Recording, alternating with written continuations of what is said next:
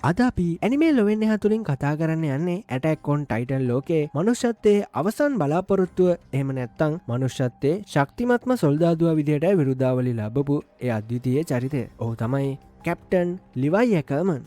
Attack on Titan කියන්නේ නිකම්ම ටයිටන්ලා එක්ක කරන සටනක් නෙමේ. ඒක ඛේදවාචකයක්, දේශපාලනයක් වගේම මිනිසුන්ගේ වේදනාවෙන් කැටිවුණු කතාවක්. ඒ මුළු කතාවෙම තියෙන ලොකුම වේදනාව, ඒ වගේම ලොකුම ධෛර්යය තමන්ගේ කරපිටින් අරගෙන ගිය කෙනෙක් ඉන්නවා. ඒ ලීවයි. මේ වීඩියෝ එකෙන් අපි කතා කරන්නේ ලීවයිගේ කතාවේ මුලින් ඉඳන් අවසානය දක්වාම ඔහුගේ අතීතය, ඔහුගේ හැඟීම්, සටන්, ඔහු ගත්තු තීරණ සහ අපිට මගහැරුණු ඔහුගේ හදවතේ ගැඹුරුම තැන් ගැන සම්පූර්ණයෙන් කතා කරනවා. ඉතින් එකතු වෙන්න මේ කැප්ටන් ලිවයිගේ කතාව. ලිවයිගේ කතාව පටන් ගන්නේ පවුරුවලින් වටවුණු ලෝකේ හිරු එළියවත් හරියට නොවැටෙන අඳුරු දුගී පාතාල නගරයකි. මේ නගරය කියන්නේ මතුපිට ලෝකේ ඉන්න සල්ලිකාරින්ගේ කුණු කසල විසිකරන තැනක් වගේ. මිනිස්සු මැරීගෙන වැටෙන කිසිම නීතියක් නැති මේ අපාය තමයි කුචෙල් ඇකර්මන් කියන ගණිකාවට දාව ලීවයි ඉපදෙන්නේ. තමන්ගේ අම්මා කිසිම බේතක් හේතක් නැතිව ඇඳක් උඩ මැරිලා කුණු වෙලා යද්දී ඒ අම්මා දිහා බලාගෙන බඩගින්න මැරෙන්න වැටිලා හිටපු පොඩි ළමෙක් තමයි ලීවයි. එදා එතනින් ගිය කෙනි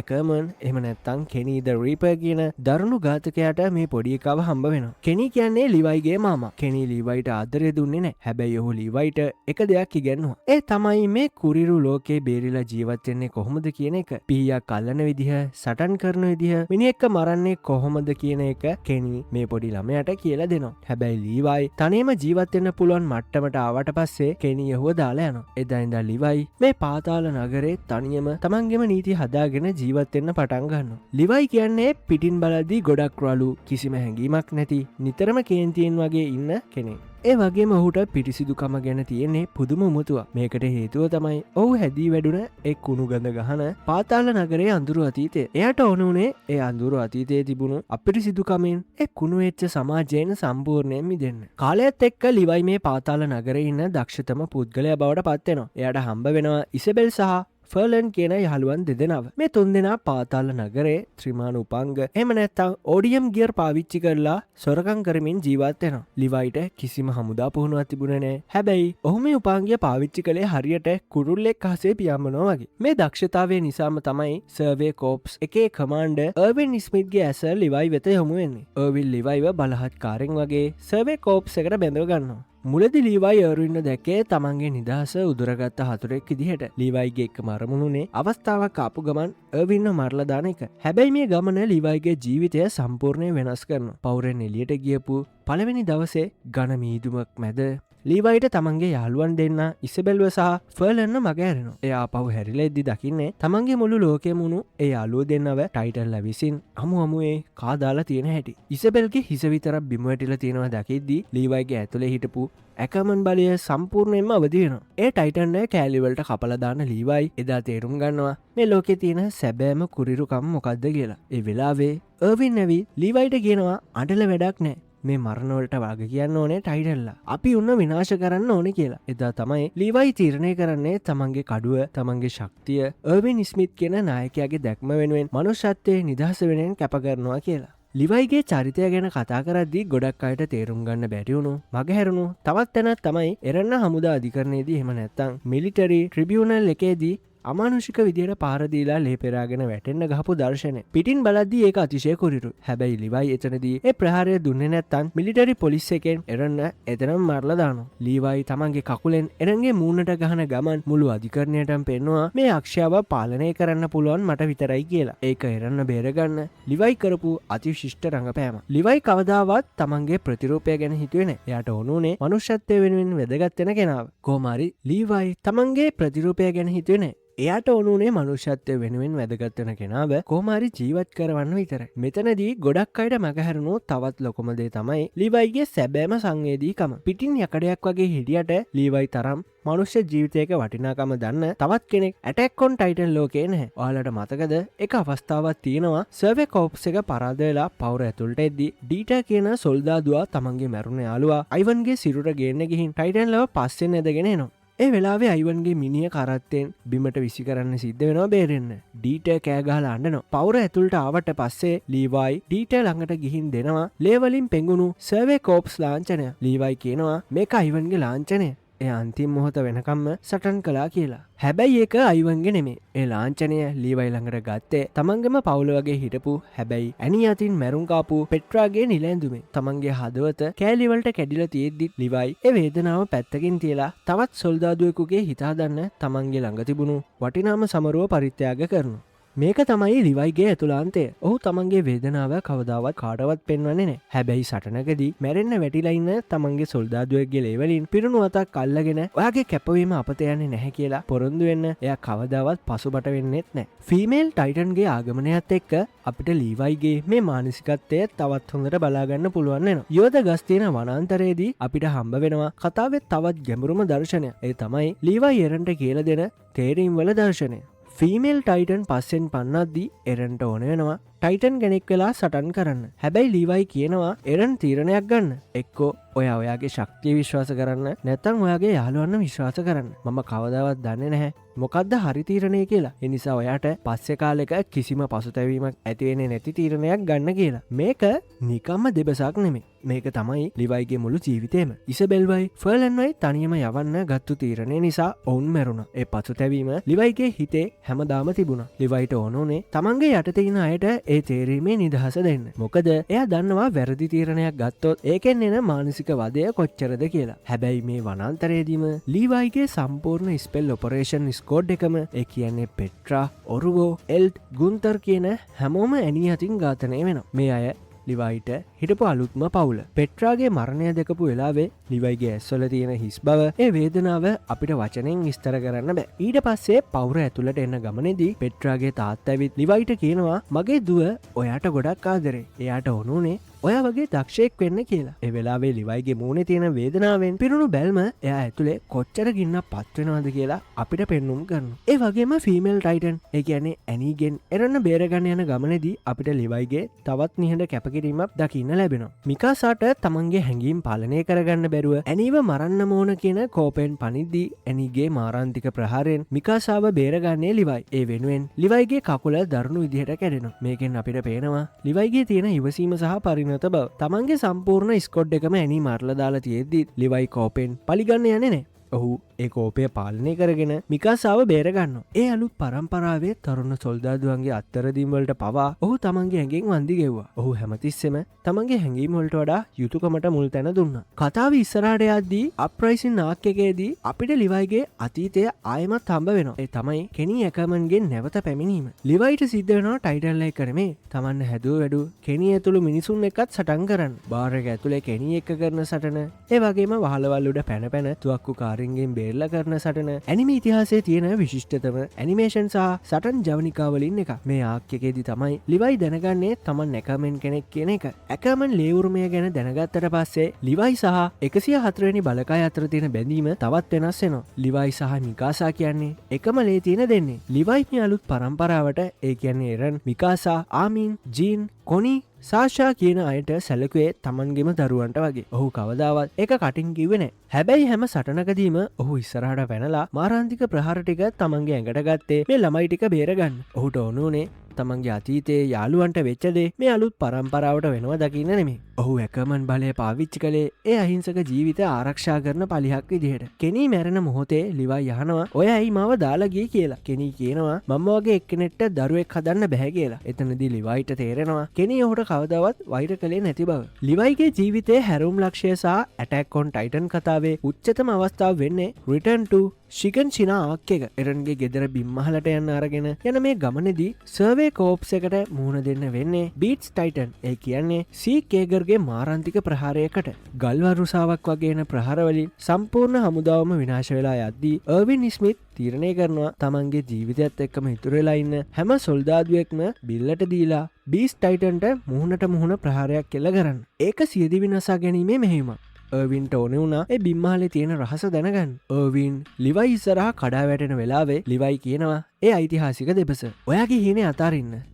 මැරෙන්න බීස් ටයිටන්න මට බාර දෙන්න. මේක ලිවයිට කරන්න පුළුවන් අමාරුමදේ. තමන්ගේ ජීවිතය හිටපු වටිනාම කෙනාව මරණයට යවන්න ලිවයි තීරණය කරන්න. එවෙනුවෙන් ඔහු පොරොන්දුවත් දෙනවා. අනිවාර්යෙන්ම බීස් ටයිටන්න මරණවා කියලා. අර්වින් සහ අනිත් අය බීස් ටයිටන්ගේ අවධානය වෙනතකට ගනිද්දී ලිවයි ටයිටන්ලගේ පේලිය දිගේ හොර රහසෙම ගිහින් සීක් ළඟට එනවා. එතනින් එහාට අපි දකින්නේ ලිවයිගේ නියම බලය. සීක්ට හිතාගන්නවත් වෙලාවක් නොදී ලිවයි බීස් ටයිටන්ගේ අත කපලා ඇස්සන්ද කරලා කකුල් කපලා දාලා තමන්ගේ ඇඟ තුළෙන් සීක්ක එලියට අදිනවා. සීක්ට තේරෙනවා මේ එන්නේ මනුෂ්‍යයෙක් නෙමේ මරණය දෙවියා කියලා. හැබැයි කාට් ටයිටන් ඇවිත් සීක්ක බේරගෙන යන නිසා ලිවයිට සීක්ක මරන්න බැරි වෙනවා. මේක ලිවයිට දරාගන්න බැරි පරාජය. තමන්ගේ නායකයාට දුන්න පොරොන්දුව ඉෂ්ට කරන්න බැරිවීම ලිවයිගේ හිත ඇතුළේ ලොකු තුවාලයක් ඉතුරු කරනවා. ඊට පස්සෙන සීරම් එක දීමේ අවස්ථාව ලිවයිගේ චරිතය තවත් ගැඹුරු තැන. අර්වින් සහ ආමින් දෙන්නම මරණාසන්නව ඉද්දී ලිවයි මුලින්ම තීරණය කරන්නේ අර්වින්න බේරගන්න. මෙතනදී ගොඩක් අය හිතනවා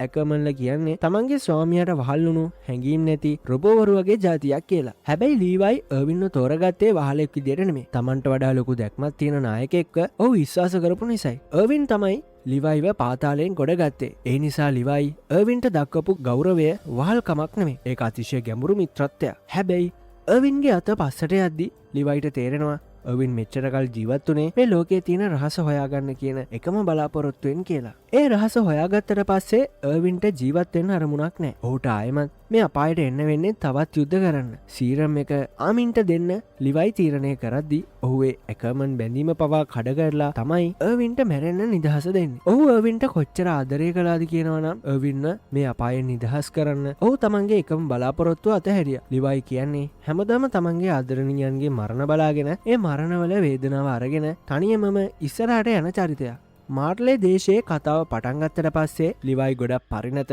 හැබැයි ගොඩක් හෙම්බත් වුණු කෙනෙ විදිහටයි අපි දකින්නේ. අවුරුදු ගානත් තිස්සේ යුද්ධ කරලා තමන්ගේ යාළුවෝ වගේ මැරිලා ගිහින් ලිවයිට දැන් ඉතුරු වෙලා ඉන්නේ අර්වින්ට දුන්න ඒකම එක බලාපොරොත්තුවක් විතරයි. සීක් ඒ ගොර මරණ එක. හැබැයි දෛවයේ සරදමකට වගේ ලිවයිට සිද්ධ වෙනවා සීක්ව ආරක්ෂා කරන්න. වනාන්තරයේදී සීක් ආයමත් ලිවයිව රවට්ටලා ලිවයිගේ යටතේ හිටපු තමන්ගේම සොල්දාදුවන්න ටයිටල්ල බවට පත් කරනවා. මෙතනදී ලිවයිගේ හිත ඇතුලේ ඇතිවුණු මානසික අරගලය අපි ගැඹුරින් තේරුම් ගන්න ඕනේ. තමන් ළඟින්ම හිටපු එකට කෑම කාපු hina වුණු මිනිස්සුયો ටික තප්පරයක් ඇතුළත විකෘත වෙලා තමන්ව කන්නේද්දි සාමාන්‍ය කෙනෙක් නම් එතනම කඩාගෙන වැටෙනවා. ලිවයි එතනදී කඩුව අතර ගන්නේ වෛරයකින් නෙමෙයි. තමන්ගේම මිනිසුන්ට ඒ අපායෙන් නිදහස දෙනවා කියන කාරණාවේ. ඒ ටයිටල්ලා කපන ගමන් ලිවයිගේ ඇස්වල තියෙන හිස් බවෙන් පේන්නේ ඔහුගේ ආත්මය ටිකෙන් ටික කොච්චර මැරලා යනවද කියන එකයි. කඳුළු පිරුණු ඇස්වලින් තමන්ගේම යාළුවන්න කපාගෙන ගිහින් ලිවයි ආයමත් සීක්ක අල්ලගන්නවා. සීක්ක අල්ලගෙන කරත්තයක බැඳගෙන යද්දී තමයි ලීවයිගේ ජීවිතය ලොකුම අනතුර සිද්ධ වෙන්නේ. සීක් තමන්ගේ ජීවිතය ගැනවත් හිතන්නේ නැතුව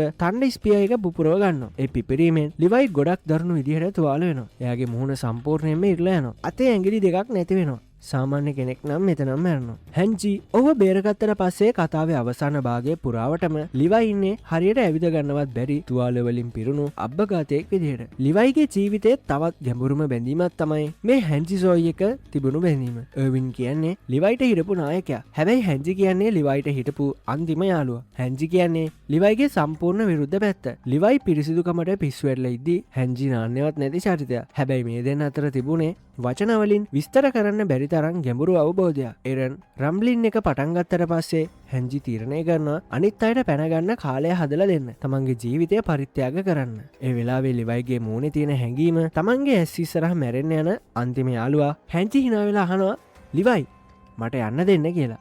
ඒ වෙලාවේ ලිවයි තමන්ගේ අත මිට මොලවලා පපුවට තියලා හැන්ජිට කියනවා ෂින්සෝව් වෝ සසගේව් කියලා. මුළු ඇටැක් ඔන් ටයිටන් කතාවටම ලිවයි ජීවිතුන් අතර ඉන්න කෙනෙක්ට මේ වචන ටික කියන පළවෙනි සහ එකම අවස්ථාව එකයි. ලිවයි මේ වචන වලින් හැන්ජිට කියන්නේ ඔයාගේ කැපකිරීම මම බාර ගන්නවා. ගිහින් මැරෙන්න කියන එක. ඒක කොච්චර බරපතල වෙන්වීමක්ද? ඒ තුවාලුණු ශරීරයත් එක්කම ලිවයි අවසාන සටනට එකතු වෙනවා. පියාඹන බෝට්ටුවෙන් එරන්ගේ ෆවුන්ඩින් ඇටැක්ගේ ඇඟ උඩට බහිද්දී ලිවයිට හරියට කඩුවක් අල්ලගන්නවත් අමාරුයි. හැබැයි ඔහු දන්නවා තමන්ගේ අරමුණ. අතීතයේ හිටපු 9 ටයිටන්ස්ලා එක්ක කරන ඒ භයානක සටනේදී ලිවයි තමන්ගේ ශරීරය ගැන නොහිතා අනිත් අයව බේරගන්න සටන් කරනවා. අන්තිමට ලිවයිට පුළුවන් වෙනවා තමන් අවුරුදු ගානක් තිස්සේ හොයපු දේ කරන්න. සීක් තමන්ගේ කැමැත්තෙන්ම එළියට ඇවිත් ලිවයිට ඔහුව මරන්න ඉඩ දෙනවා. සීක්ගේ බෙල්ල කපලා දාන එක ඒ මොහොතේ ලිවයිගේ මූණේ ලොකු සතුටක් නැහැ. තියෙන්නේ ලොකු සහනයක්. වින්ට දුන්න පොරොන්දුව ඔහු අවසානය ඉෂ්ට කළ. කතාවේ අවසාන මොහොතේ ටයිටන් බලය සම්පූර්ණයෙන්ම ලෝකෙන් තුරන්නලා ගියට පස්සේ ගලකට හේත්වෙලා ඉන්න ලිවයි දකිනවා මීදුම මැදින් තමන්ගේ මැරුණ යාලූ ටිකේනවා. අර්වින්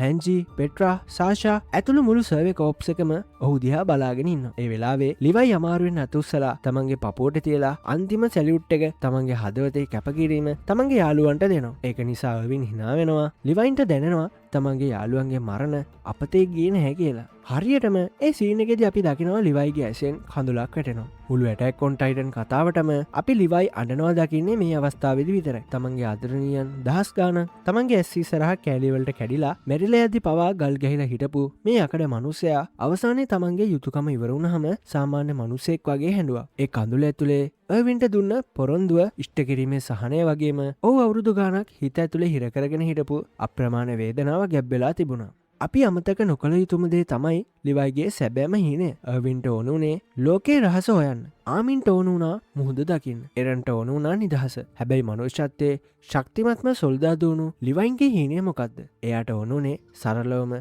තේකඩයක් දාගෙන පාඩුවේ ජීවත් වෙන්න. අර තරම් ලේ හැලිච්ච මිනි කඳුඩින් ඇවිදගෙන ගිය ලිවයිගේ හදවත ඇතුලේ තිබුණේ ඒ වගේම පුංචි අහිංසක බලාපොරොත්තුවක්. යුද්ධය ඉවර වුණාට පස්සේ කකුලකුත් නැතුව, ඇස් පේන්නෙත් නැතුව, ඇඟිලිත් නැතුව රෝද පුටුවකට වෙලා ගෙබි සහ ෆැල්කෝ එක යන ලිවයිව අපිට දකින්න ලැබෙනවා. එදා ඔහුට තේකඩයක් දාගන්න බැරිවෙන්න ඇති. හැබැයි ඔහු ඒ ළමයි එක සාමකාමියෝ ජීවත්වෙනවා කියන්නේ ඔහු තමන්ගේ අහිංසක හීනය වෙනස් විදිහකට හරි හැබැහින් හරි දකිනවා කියන එක. ලිවයි ඇකමන් කියන්නේ වීරයෙක් නෙමෙයි.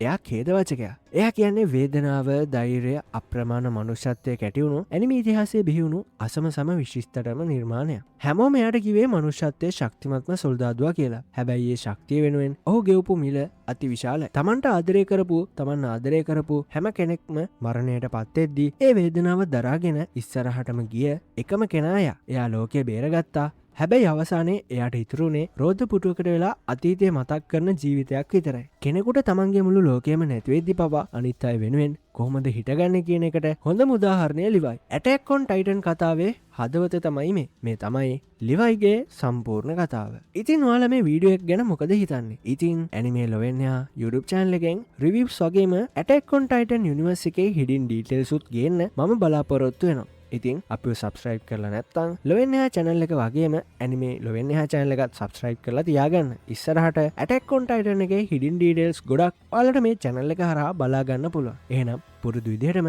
අදට ගිහින් එන්න. ජය වේවා.